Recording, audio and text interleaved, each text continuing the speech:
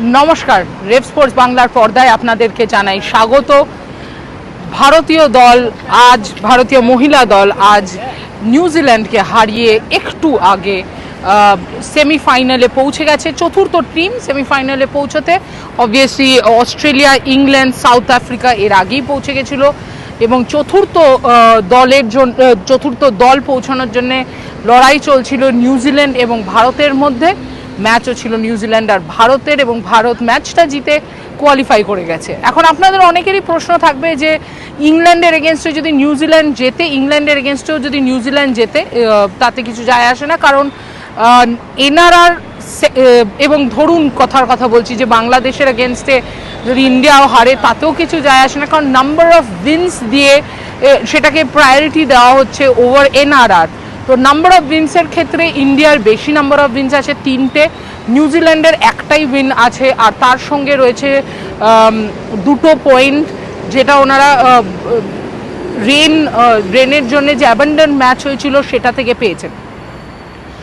ম্যাচে আসতে গেলে অবভিয়াসলি প্রথমেই বলতে হবে যে স্মৃতি মান্দানা বছরের পর বছর তাকে সমালোচনা করা হয়েছে, আমি নিজেও করেছি, কারণ নকআউট গেমসে, ইম্পর্টেন্ট গেমসে স্মৃতি মান্দানা কিন্তু পারফর্ম করতে পারিনি। আজ সকালে আমি একটা ভিডিও করেছিলাম রেভ স্পোর্টসে এর পর্দায় যে স্মৃতি মান্দানাকে দেখে নেটে বোঝা যাচ্ছে যে ক্লিয়ারলি সে যে পরবর্তী ক্যাপ্টেন এবং এখনকার প্রেজেন্ট যে লিডার দলের, যে ইন্সপায়ার করছে, যে মোটিভেট করছে, যে কথা বলছে সবার সাথে যে আচ্ছা এটা হওয়া উচিত, এরমভাবে ব্যাটিংটা করো, এরমভাবে স্টান্সটা করো, সব ঠিক আছে, কিন্তু আলটিমেটলি তোমার পারফরমেন্স কথা বলবে। সুতরাং স্মৃতি মান্দানার পারফরমেন্স কিন্তু কথা বলেছেন। ফাইনালি উনি রান করেন এবং রান মানে কি, জেসে রান নাকি, সেঞ্চুরি করেন, অসাধারণ একটা সেঞ্চুরি, অনবদ্য ব্যাটিং করেছেন, প্রথমে সময় নিয়ে সেট হয়েছেন, তারপরে রান করেছেন এবং তার সঙ্গে সঙ্গে আরেকজন যে প্রথম ওয়ার্ল্ড কাপ খেলছে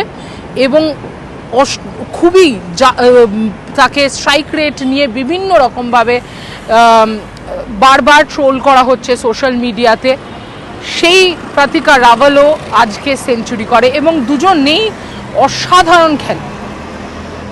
আমরা যেটা সব সময় ডিসকাস করছিলাম আমি আর স্নেহাশিস, আপনারা নিশ্চয়ই শুনেছেন যে যখন একটা বড় ফার্স্ট উইকেট পার্টনারশিপ হয় তারপরে আবার সেই হার্লিন দেওয়ালকে পাঠানো তো দরকার নেই, সে অ্যাঙ্কার রোল খেলার জন্য যদি টিমে থাকে তাহলে পাওয়ার প্লেতে ওপেনার আউট হলে হার্লিনকে পাঠাও, তাছাড়া হার্লিনকে পাঠানো তো কোনো মানে হয় না। এবং ফর এ চেঞ্জ আজকে ভারতীয় দল সেটা ফলো করেছে, জেমিমাকে নাম্বার 3-এ পাঠায়। মানে বলে না যে দিন সবার আসে, দিন বদলায়, আজকে জেমিমারই দেখুন না, আগের ম্যাচে জেমিমাকে ড্রপ করেছিল, আজকে জেমিমা এসে 50 করেছে এবং খুব খুব সুন্দরভাবে খেলেছে। জেমিমাও কিন্তু 50 করে, এই যে আমি প্রথমেই যে পয়েন্টটা বললাম যে স্মৃতির দিকে পয়েন্ট করা, জেমিমা 50 করে ড্রেসিং রুমের দিকে আঙ্গুল দেখান, কারণ কালকে মানে গতকালকে প্র্যাকটিসের সময় কিন্তু স্মৃতি মান্দানা একদম জেমিমার পাশে দাঁড়িয়ে কন্টিনিউয়াস জেমিমাকে স্টান্সটা চেঞ্জ করতে বলছিলেন, বারবার কথা বলছিলেন যে বলটাকে এরমভাবে খেল, ওয়েট করে খেলো, সময় অনেকক্ষণ সময় মানে মোটামুটি ধরুন 45 মিনিট স্মৃতি মান্দানা নিজে ব্যাটিং করেছে। তারপরে এই গরমের মধ্যে দাঁড়িয়ে সে, কারণ ইন্ডিয়া গতকাল দুপুরবেলা প্র্যাকটিস করেছিল, সো এই গরমের মধ্যে দাঁড়িয়ে সে কিন্তু আবার জেমিমাকে বুঝিয়েছে, প্রতিকার সাথে কথা বলেছে, সেই নেতৃত্ব যাকে বলে সেটা কিন্তু স্মৃতি একেবারেই অসাধারণভাবে দিয়েছে এবং যে কারণে জেমি 50 করার পর দেখায় ড্রেসিং রুমে। ব্যাটিং তো হয়, তারপরে নিউজিল্যান্ডের সাথে যা আসে সেটা ঠিক এখানেও আসে, বৃষ্টি, এবং তারপরে বোলিং।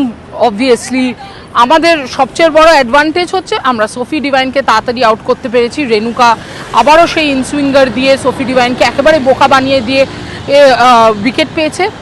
কিন্তু আমার চিন্তা এটাই যে এই বোলিং দিয়ে আবার সেই 5টা বোলার ফর্মুলায় আমরা ফিরে যাই। এটা যদি এই জন্য ফিরে যাচ্ছি যে নিউজিল্যান্ডের ব্যাটিং লাইন আপ কিন্তু অতটা স্ট্রং না, তাহলে আমি বুঝতে পারছি। আদারওয়াইজ আমার কাছে ঠিক ক্লিয়ার নয় যে এক্স্যাক্টলি কেন যে আগের ম্যাচে তুমি 6টা বোলার খেলারে, এই ম্যাচে আবার 5টা বোলার খেলারে, আগের ম্যাচে জেমিকে বসালে, এই ম্যাচে জেমিকে খেলালে, তো পরের ম্যাচে কি করবে? হার্লিনকে বসিয়ে দেবে? বসাতেই পারে। আইডিয়ালি হওয়া উচিত যে 6টা বোলার এবং সেইখানে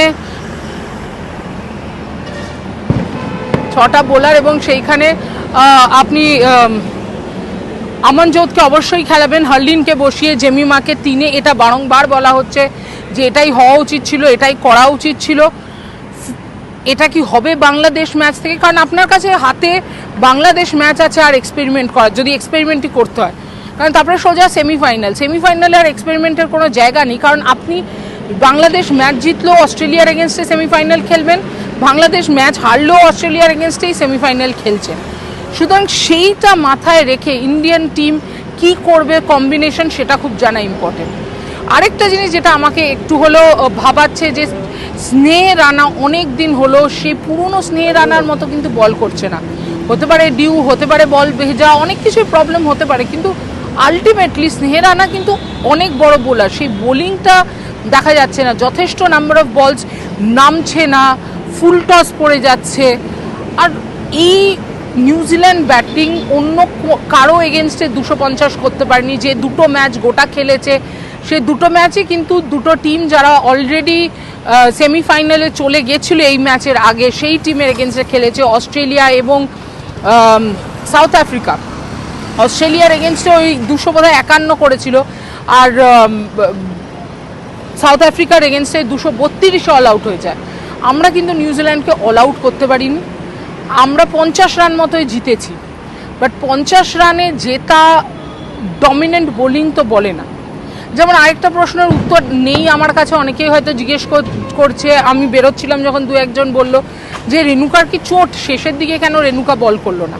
আবারও বলছি, হয়তো জিতে যাবে ভেবে বল করলো না, সেটা হতে পারে, জানি না, কিন্তু রেণুকার কোনো চোট নেই। রেণুকা আগের দিনও সেই শ্রীচরণীকে দিয়ে লাস্ট ওভার বল করিয়েছিল রেণুকাকে না, অ্যান্ড দ্যাট অ্যাফেক্টেড। এই ক্যাপ্টেন্সিগুলো বন্ধ করতে হবে, কারণ অস্ট্রেলিয়ার এগেনস্টে কিন্তু আপনি এত চান্স পাবেন না। অস্ট্রেলিয়ার এগেনস্টে আপনাকে প্রতিটা মুহূর্ত ভেবে, প্রতিটা চাল ভেবে, প্রতিটা বোলিং চেঞ্জ ভেবে করতে হবে।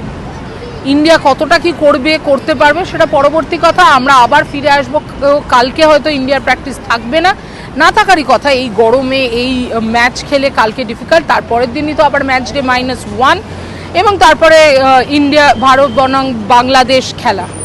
যা হবে এখান থেকে রিপোর্টিং আমি আর স্নেহাশিস করতেই থাকবো। আপনারা ভাবছেন স্নেহাশিস কোথায়, আসলে এই মাঠে এইখান অবধি আসতেই প্রায় অনেকটা হাঁটতে হচ্ছে।